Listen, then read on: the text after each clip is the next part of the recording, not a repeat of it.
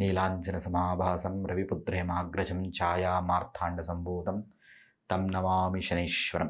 ಯಾರ್ಯಾರು ಧನುಸ್ಸು ರಾಶಿಯ ವೀಕ್ಷಕರಿದ್ದರೋ ಅವರೆಲ್ಲರಿಗೂ ಸಹ ಶ್ರೀ ಗುರು ರಾಘವೇಂದ್ರ ಸ್ವಾಮಿ ಸಮೇತವಾಗಿ ತಾಯಿ ಪ್ರತ್ಯಂಗಿರಾದೇವಿ ಆಯುಸ್ಸು ಆರೋಗ್ಯ ಯಶಸ್ಸನ್ನು ಸ್ಥಿರವಾದಂಥ ಉದ್ಯೋಗ ಆದಾಯವನ್ನು ಕರುಣಿಸಲಿ ಅಂತ ಮನಸ್ಫೂರ್ತಿಯಾಗಿ ಹೇಳ್ಕೊಳ್ತೇನೆ.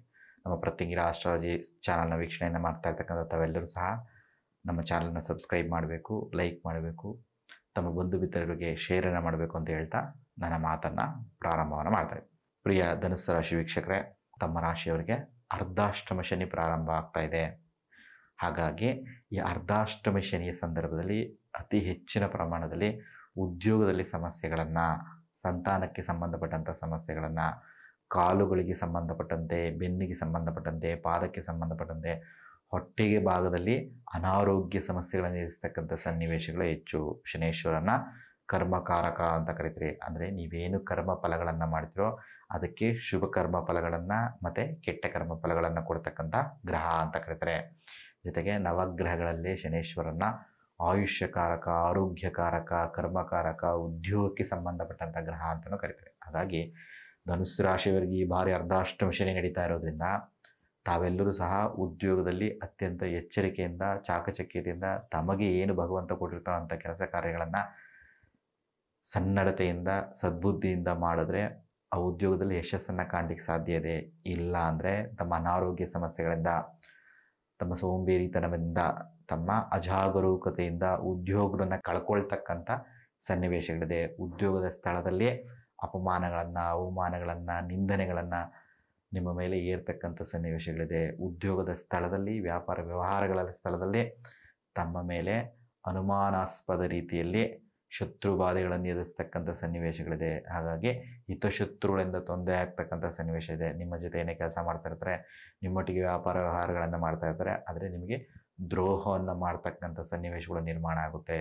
ಅರ್ಧಾಷ್ಟಮ ಶನಿ ಅತಿ ಹೆಚ್ಚಿನ ಪ್ರಮಾಣದಲ್ಲಿ ಅನಾರೋಗ್ಯ ಸಮಸ್ಯೆಗಳ ಜೊತೆಗೆ ವ್ಯಾಪಾರ ವ್ಯವಹಾರಗಳನ್ನು ನಷ್ಟಗಳನ್ನು ತಂದಿಡೋದ್ರ ಜೊತೆಗೆ ಅನಾರೋಗ್ಯದಲ್ಲಿ ಕಾಲಿಗೆ ಸಂಬಂಧಪಟ್ಟಂತೆ, ಹೊಟ್ಟೆಗೆ ಸಂಬಂಧಪಟ್ಟಂತೆ, ಬೆನ್ನಿಗೆ ಸಂಬಂಧಪಟ್ಟಂತೆ, ಪಾದಕ್ಕೆ ಸಂಬಂಧಪಟ್ಟಂತಹ ಅನಾರೋಗ್ಯ ಸಮಸ್ಯೆಗಳು ಹೆಚ್ಚಾಗಿರ್ತದೆ. ಹಾಗಾಗಿ ಅತಿ ಹೆಚ್ಚಿನ ಪ್ರಮಾಣದಲ್ಲಿ ಮೊಣಕಾಲಿಗೆ ಸಂಬಂಧಪಟ್ಟಂಥ ನೋವುಗಳನ್ನು, ತೋಳುಗಳಿಗೆ ಸಂಬಂಧಪಟ್ಟಂಥ ನೋವುಗಳನ್ನು, ವಿಶೇಷವಾಗಿ ಬೆನ್ನಿನ ಭಾಗದಲ್ಲಿ ಅನಾರೋಗ್ಯ ಸಮಸ್ಯೆ ಕಾಣಿಸ್ಕೊಳ್ತಕ್ಕಂಥ ಸನ್ನಿವೇಶ ಇದೆ. ಹಾಗಾಗಿ ಎಚ್ಚರಿಕೆಯನ್ನು ವಹಿಸಿ ತಮ್ಮ ಜಾತಕವನ್ನು ತಮ್ಮ ಸಮೀಪದಲ್ಲಿರ್ತಕ್ಕಂಥ ಯಾರಾದರೂ ನುರಿತವಾದಂತಹ ಜ್ಯೋತಿಷ್ಶಾಸ್ತ್ರಜ್ಞರ ಬಳಿಗೆ ಹೋಗಿ ತೋರಿಸೋದ್ರ ಮೂಲಕ ಜಾತಕದಲ್ಲಿ ಶನೇಶ್ವರ ಯಾವ ಸ್ಥಾನದಲ್ಲಿದ್ದಾನೆ, ಪ್ರೆಸೆಂಟಲ್ಲಿ ಯಾವ ದಶೆ ನಡೀತಾ ಇದೆ, ಶನೇಶ್ವರ ಪಾಪಕರ್ತರಿ ಯೋಗದಲ್ಲಿ ಏನಾದರೂ ಇದ್ದಾನಾ, ಅಥವಾ ಶನೇಶ್ವರ ನೀಚ ರಾಶಿಯಲ್ಲಿ ಏನಾದರೂ ಇದ್ದಾನಾ, ಶನೇಶ್ವರನ ಮೇಲೆ ಯಾವ ಯಾವ ಗ್ರಹಗಳ ದೃಷ್ಟಿ ಇದೆ ಅನ್ನೋದನ್ನು ತಿಳ್ಕೊಳ್ಳೋದ್ರ ಮೂಲಕ, ಜಾತಕದಲ್ಲಿ ಶನೇಶ್ವರ ಎಷ್ಟು ಬಲವಾಗಿದ್ದಾನೆ ಅನ್ನೋದ್ರ ಮೂಲಕ ಈ ಒಂದು ಅರ್ಧಾಷ್ಟಮ ಶನಿಯ ಫಲ ನಿರ್ಧಾರ ಆಗ್ತದೆ. ನಿಮ್ಮ ಜಾತಕದಲ್ಲಿ ಏನಾದರೂ ಶನೇಶ್ವರ ಉಚ್ಚ ಸ್ಥಾನದಲ್ಲಿದ್ದ ಅಂತಂದರೆ,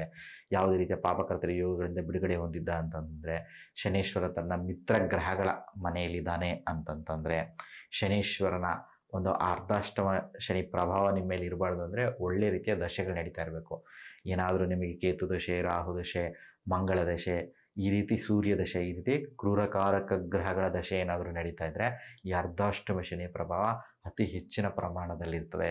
ಆದರೂ ಸಹ ಮೇ 15ರ ನಂತರದಲ್ಲಿ, ಒಂದು ಅಕ್ಟೋಬರ್ ನವಂಬರ್ ಕಾಲಾವಧಿಯ ಒಳಗಡೆ ಧನುಸ್ಸು ರಾಶಿಯವರಿಗೆ ಗುರುಬಲ ಪ್ರಾಪ್ತಿ ಆಗ್ತಾ ಇರ್ತಕ್ಕಂಥದ್ರಿಂದ ಆ ಅರ್ಧಾಷ್ಟಮ ಶನಿಯ ಸಂದರ್ಭದಲ್ಲಿ ಉಂಟಾಗ್ತಕ್ಕಂಥ ಏನೇನು ಸಂಕಷ್ಟಗಳಿರ್ತವೆ, ಏನೇನು ಅನಾರೋಗ್ಯ ಸಮಸ್ಯೆಗಳಿರ್ತದೆ, ಅದು ಒಂದು 50% ಕಡಿಮೆ ಆಗ್ತಕ್ಕಂಥ ಸನ್ನಿವೇಶಗಳಿದೆ. ಹಾಗಾಗಿ ಭಯ ಬೀಳ್ತಕ್ಕಂಥ, ಒಂದು ಆತಂಕ ಪಡ್ತಕ್ಕಂಥ ಸಂದರ್ಭ ಏನಿಲ್ಲ.